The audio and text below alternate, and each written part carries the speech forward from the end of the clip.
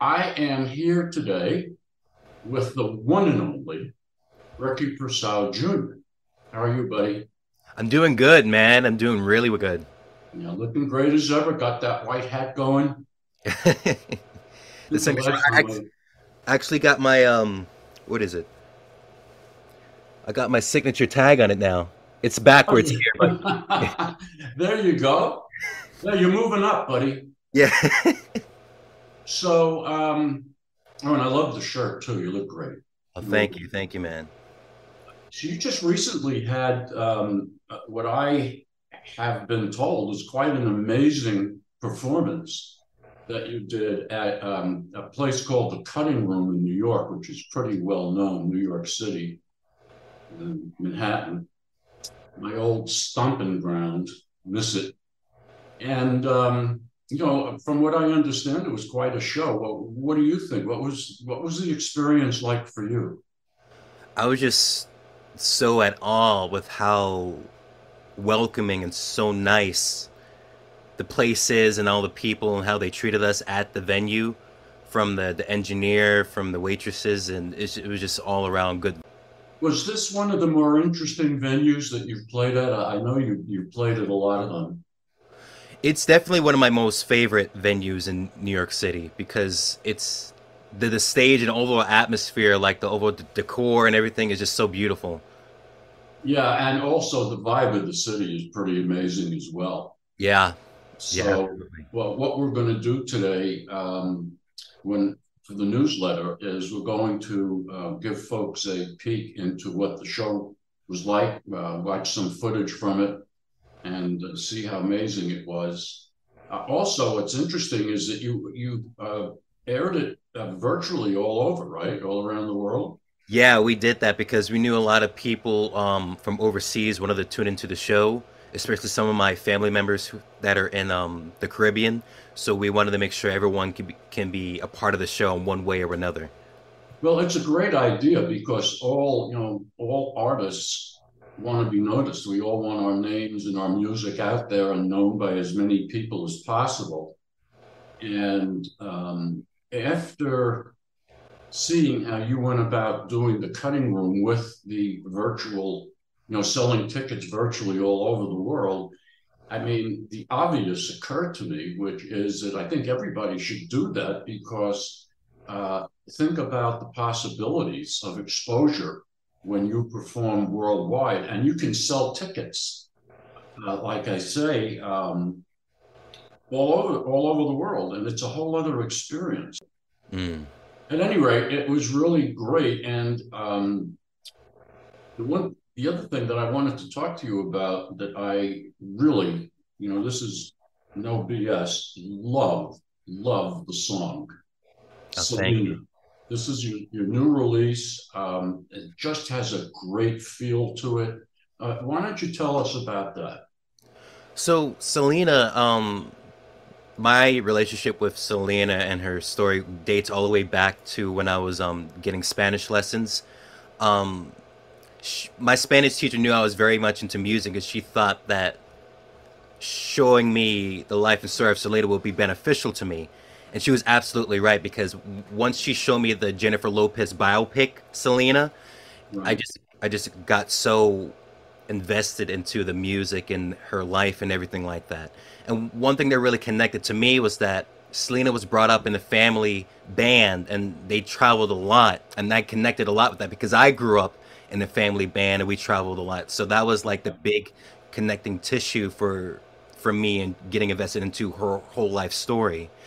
And it was recently, about like maybe like a couple months ago or two, or like to a year, I heard the song that we all know now, In the Dream. And I was like, why am I hearing this song? It's so beautiful. And what I basically did from there is I made a demo in my home studio, and I was basically shopping it around to different people to see, hey, do you think you can produce this for me? And that's basically how I came across Masa. And, that's, we all know where it goes from there. So Masa produced the song. Yes, Masa Takumi produced the song, and I'm very blessed that he even gave me a chance. But Oh, yeah, he's just amazing. worked with him. He backed me at a performance that I did.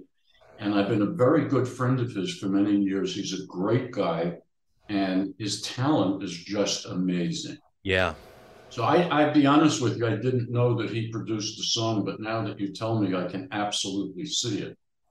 Yeah, and also to give credit to Dave Stringer, who was a part of the Mantra Americana records. Right.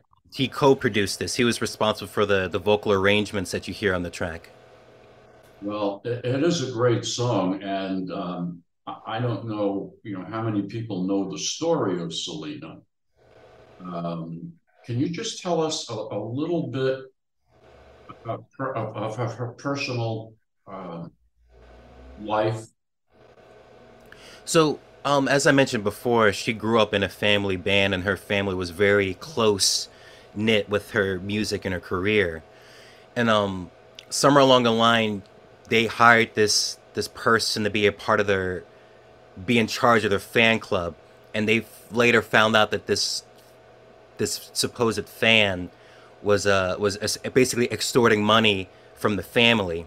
And once the family confronted this lady, they fired her, but unfortunately, she still kept in contact with Selena, and then one thing led to another.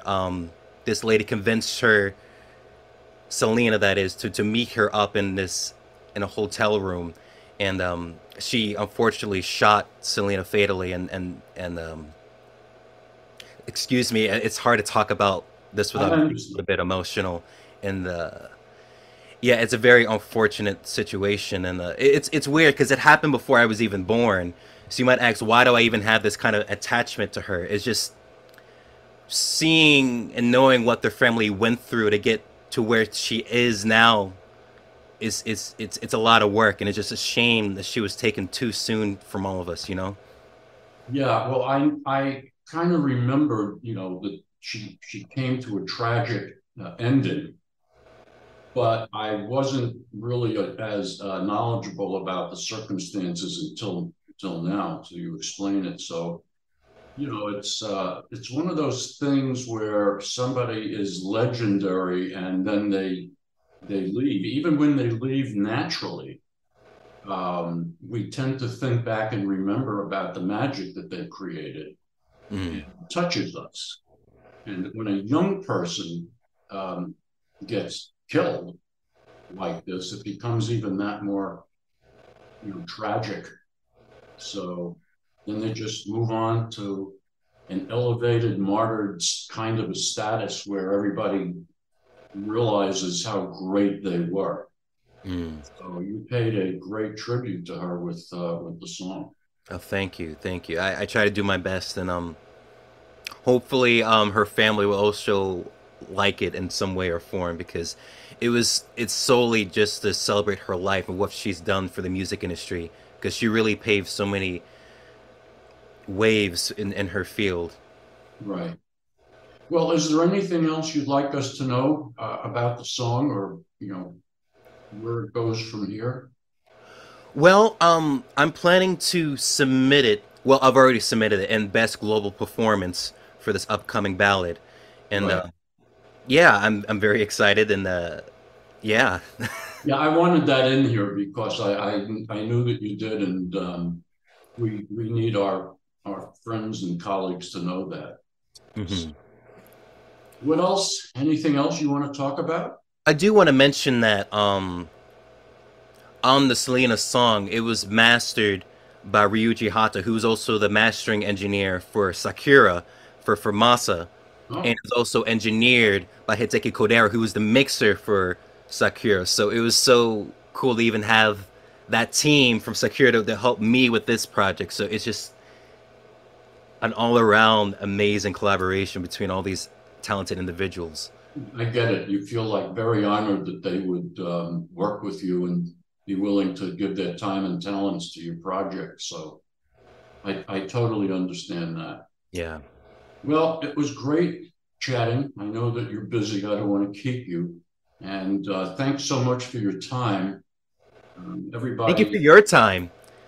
well, my time, I guess, is precious also. I'm just very busy with the newsletters now. But any opportunity I have to spend with you, I would drop everything else. Oh, thank you. That means a lot, bro. So, we'll see you soon. I want everybody to listen and become aware of your song, Selena. And I hope our colleagues will support it. I know I will. And we'll talk soon, buddy. Absolutely, bro. Thank you so much, man. Bye bye.